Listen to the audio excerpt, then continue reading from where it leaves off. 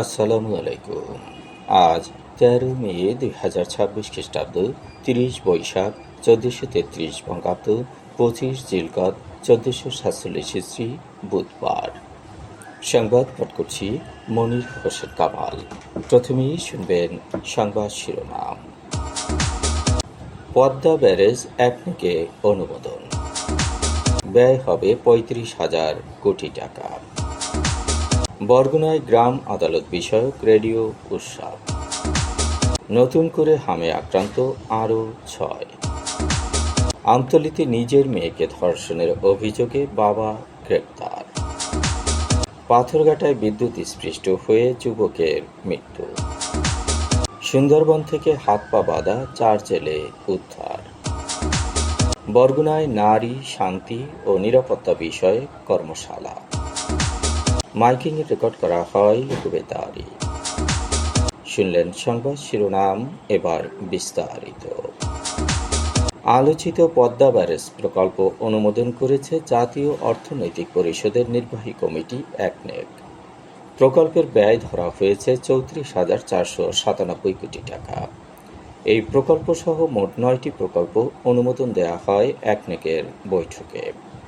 অনুমোদিত 9টি প্রকল্পের মধ্যে নতুন প্রকল্প রয়েছে 3টি, সংশোধিত প্রকল্প 5টি ও মেয়াদ বৃদ্ধির অনুমোদন দেওয়া হয় 1টি প্রকল্পের।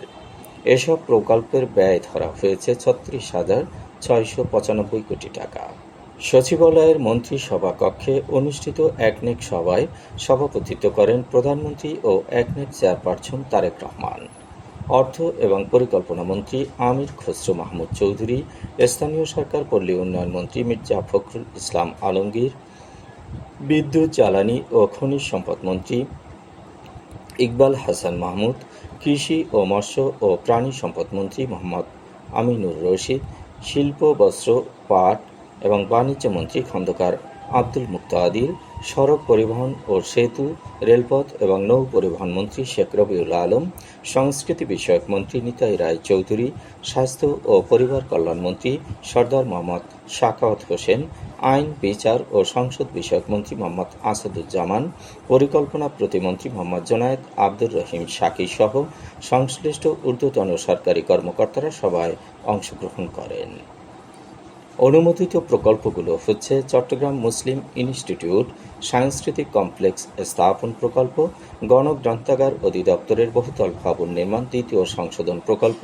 এই প্রকল্প দুটিতে সংস্কৃতি মন্ত্রণালয়ের, স্বাস্থ্য, শিক্ষা ও পরিবার কল্যাণ মন্ত্রণালয়ের জেলা শহরে বিদ্যমান মা ও শিশু কল্যাণ কেন্দ্রকে 30 শয্যা বিশিষ্ট মা ও শিশু কল্যাণ কেন্দ্রে উন্নীতকরণ প্রকল্প, তথ্য ও যোগাযোগ প্রযুক্তি বিষয়ক মন্ত্রণালয়ের হাইটেক সিটি 2 এর সহায়ক অবকাঠামো নির্মাণ 3য় সংশোধন প্রকল্প, সমাজ কল্যাণ মন্ত্রণালয়ের সরকারি শিশু পরিবার এবং ছোটমণি নিবাস নির্মাণ 2য় সংশোধন প্রকল্প, প্রতিরক্ষা মন্ত্রণালয়ের সাভার সেনানিবাসে সৈনিকদের আবাসন সমস্যা নিরসনে প্যারা কমপ্লেক্স নির্মাণ প্রকল্প, গৃহায়ন ও গণপূর্ত মন্ত্রণালয়ের Chittagong city outer ring road Patenga হতে সাগরিকা 5ম সংশোধিত প্রকল্প, পানি সম্পদ মন্ত্রণালয়ের পদ্মা ব্যারেজ প্রথম পর্যায় প্রকল্প, বিদ্যুৎ জ্বালানি ও ময়মনসিংহ কম্বাইন্ড সাইকেল বিদ্যুৎ কেন্দ্রে গ্যাস সরবরাহের জন্য ধনুয়া হতে ময়মনসিংহ পর্যন্ত গ্যাস পাইপলাইন নির্মাণ প্রকল্প প্রথম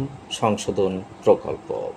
অল্প সময়ে স্বল্প খরচে সঠিক বিচার পেতে চলো যাই গ্রাম আদালতে, এই প্রতিপাদ্য নিয়ে বরগুনায় জেন্ডার সংবেদনশীল ও অন্তর্ভুক্তিমূলক গ্রাম আদালত রেডিও উৎসব আজ অনুষ্ঠিত হয়েছে। উৎসবে প্রধান অতিথি হিসেবে উপস্থিত ছিলেন বরগুনা জেলা প্রশাসক ও জেলা ম্যাজিস্ট্রেট মিস তাসলিমা আক্তার। আজ বেলা 11টার দিকে বরগুনা জেলা প্রশাসক কার্যালয়ের সুবর্ণ জয়ন্তী সম্মেলন কক্ষে রেডিও উৎসবের উদ্বোধন করেন বরগুনা জেলা প্রশাসনের অতিরিক্ত জেলা প্রশাসক সার্বিক ও স্থানীয় সরকার বিভাগের উপপরিচালক অনিমেষ বিশ্বাস। বরগুনা সদর উপজেলা নির্বাহী কর্মকর্তা মোহাম্মদ শাহ আজিজের সভাপতিত্বে অনুষ্ঠানের শুরুতে স্বাগত বক্তব্য রাখেন লোকবেতারের পরিচালক সাংবাদিক মনির হোসেন কামাল। রেডিও উৎসবে বিশেষ অতিথি ছিলেন বরগুনা প্রেস ক্লাবের সভাপতি হাফিজুর রহমান, খেলাঘরের প্রেসিডিয়াম সদস্য চিত্তরঞ্জন শীল, জেলা এনজিও ফোরামের সভাপতি জাকির হোসেন মিরাজ, দৈনিক দ্বীপাঞ্চল পত্রিকার সম্পাদক ও প্রকাশক মোহাম্মদ মোশাররফ হোসেন ও বরগুনা প্রেস ক্লাবের সাধারণ সম্পাদক আবু জাফর মোহাম্মদ সালে। রেডিও উৎসবে বিষয়ভিত্তিক উপস্থাপন করেন গ্রাম আদালত সক্রিয়করণ তৃতীয় পর্যায় প্রকল্প বরগুনা ও পটুয়াখালীর জেলা সমন্বয়কারী মোহাম্মদ রকিবুল ইসলাম। উৎসবে আলোচনা, প্রদর্শনী, স্টল, কুইজ প্রতিযোগিতা ও সাংস্কৃতিক অনুষ্ঠানের আয়োজন করা হয়। কুইজে অংশগ্রহণকারীদের মধ্যে 7 জনকে পুরস্কার প্রদান করা হয়। বাংলাদেশ গ্রাম আদালত সক্রিয়করণ তৃতীয় পর্যায় প্রকল্পটি স্থানীয় সরকার বিভাগ, ইউএনডিপি এবং ইউরোপীয় ইউনিয়নের সহায়তায় বাস্তবায়িত হচ্ছে। এর মূল লক্ষ্য গ্রামীণ জনগোষ্ঠীর জন্য দ্রুত, সহজ ও স্বল্প ব্যয়ে ন্যায় বিচার নিশ্চিত করা। এই প্রকল্পের মাধ্যমে জাতীয় পর্যায়ে সম্প্রসারণ ও সক্রিয়করণ, নারীবান্ধব ও অন্তর্ভুক্তিমূলক বিচার, আইন সহায়তা ও সচেতনতা, দক্ষতা বৃদ্ধি ও প্রশিক্ষণ, ডিজিটালাইজেশন ও মনিটরিং এবং টেকসইকরণ উল্লেখযোগ্য।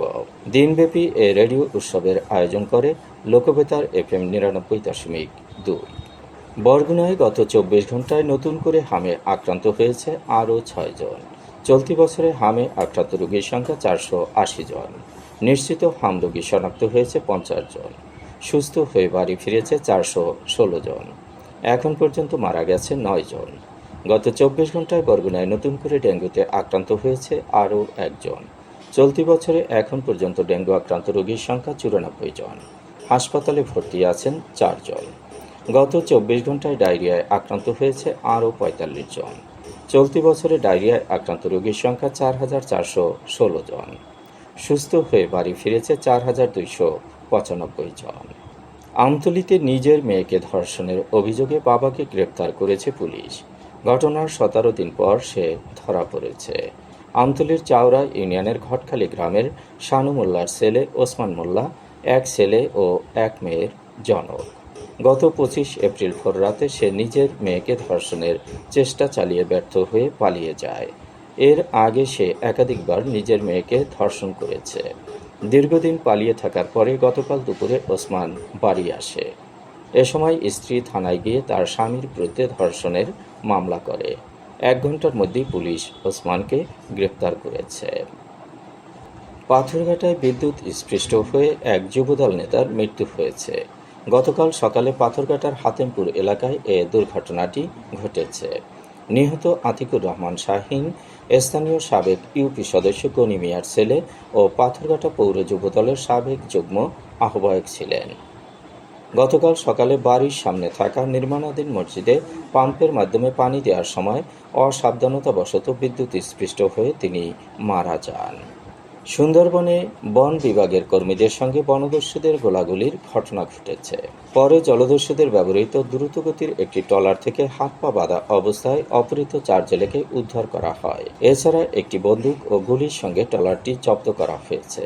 তবে দস্যুদের কাউকে আটক করা সম্ভব হয়নি।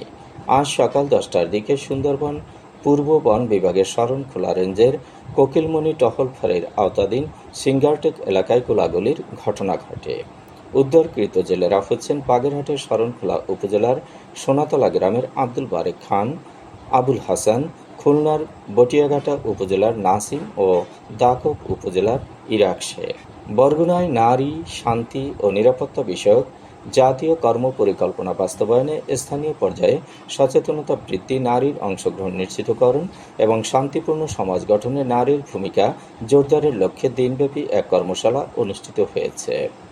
বেসরকারি উন্নয়ন সংস্থা জাগনারীর আয়োজনে অনুষ্ঠিত এ কর্মশালায় নারী অধিকার কর্মী, জনপ্রতিনিধি, সাংবাদিক, শিক্ষক, সামাজিক সংগঠনের প্রতিনিধি, যুব সংগঠক এবং আইনশৃঙ্খলা বাহিনীর সদস্যরা অংশগ্রহণ করেন। কর্মশালাটি দিনব্যাপী বিভিন্ন সেশন, আলোচনা, দলীয় কার্যক্রম এবং মতবিনিময়ের মাধ্যমে পরিচালিত হয়। কর্মশালায় সভাপতিত্ব করেন জাগনারীর প্রধান নির্বাহী হোসনে আরা হাসি। প্রধান অতিথি ছিলেন জেলা মহিলা বিষয়ক কর্মকর্তা রূপকুমার পাল। বিশেষ অতিথি হিসেবে বক্তব্য রাখেন বরগুনা প্রেস ক্লাবের অর্থ সম্পাদক জাহাঙ্গীর কবির মৃধা, পুলিশ কর্মকর্তা উম্মে হাফসা, অবসরপ্রাপ্ত শিক্ষক ফেরদৌসী মহুয়া, জাগনারী পরিচালক গোলাম মোস্তফা। মূল প্রবন্ধ উপস্থাপন করেন প্রোগ্রাম ম্যানেজার শামীমা আক্তার। মাইকিংয়ে রেকর্ড করা হয় লোকবেতারে। সুমধুর ও সুস্পষ্ট কণ্ঠে মাইকিংয়ের জন্য লোকবেতারের বিকল্প নেই। লোকবেতারের সাউন্ডপ্রুফ স্টুডিওতে করা হচ্ছে গান ও নাটকের রেকর্ড। সেই সাথে লোকবেতারে নামমাত্র টাকায় প্রচার করা হচ্ছে বিজ্ঞাপন। 15 সেকেন্ডের বিজ্ঞাপন প্রচারিত হচ্ছে মাত্র 500 টাকায়। 30 সেকেন্ডের বিজ্ঞাপন 1000 টাকা, 45 সেকেন্ডের বিজ্ঞাপন 1500 টাকা আর 1 মিনিটের বিজ্ঞাপন প্রচার করা হয় মাত্র 2000 টাকায়। নির্ধারিত টাকার বিনিময়ে প্রতিদিন কমপক্ষে 5 বার করে পুরো 1 মাস বিজ্ঞাপন প্রচার করা হবে।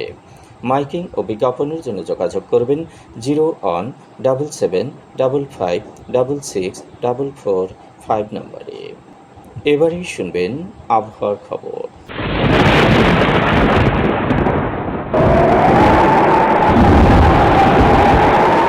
উচ্চচাপ বলয়ের বর্ধিত অংশ পশ্চিমবঙ্গ ও তৎসংলগ্ন এলাকায় অবস্থান করছে। মৌসুমের স্বাভাবিক লঘুচাপ দক্ষিণ বঙ্গোপসাগরে অবস্থান করছে। এর একটি বর্ধিত অংশ উত্তর পূর্ব বঙ্গোপসাগর পর্যন্ত বিস্তৃত। রাত এবং দিনের তাপমাত্রা একরকমই থাকতে পারে।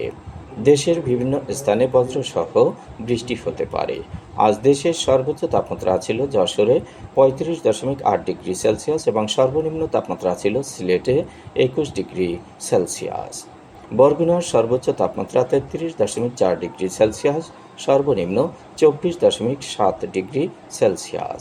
আগামীকাল সূর্যোদয় হবে ভোর 5:17। সংবাদ শেষ করার আগে শিরোনামগুলো আবার পড়ছি। পদ্মা ব্যারেজ একনেকে অনুমোদন, ব্যয় হবে 35,000 কোটি টাকা। বরগুনায় গ্রাম আদালত বিষয়ক রেডিও উৎসব। নতুন করে হামে আক্রান্ত আরও 6।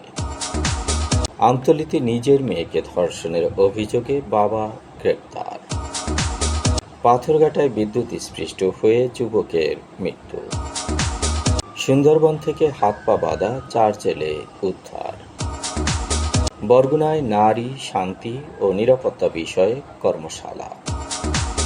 মাইকিংয়ে রেকর্ড করা হয় লোকবেতারে। সংবাদ শেষ করার আগে জানিয়ে দিচ্ছি লোকবেতারে সংবাদ জানানোর মোবাইল নম্বর। আপনার এলাকার গুরুত্বপূর্ণ সংবাদ জানাতে ফোন করুন 017755664445 নম্বরে। আর লোকবেতারের সাথে যুক্ত হয়ে গান শুনতে চাইলে SMS করুন 01782973478 নম্বরে।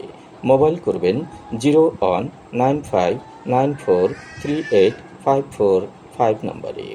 বিশ্বের সব জায়গা থেকেই শুনতে পারবেন লোকবেতার। লোকবেতার fm.org ওয়েবসাইটের মাধ্যমে শুনুন সরাসরি অনুষ্ঠান। সংবাদ পাঠ এখানেই শেষ করছি।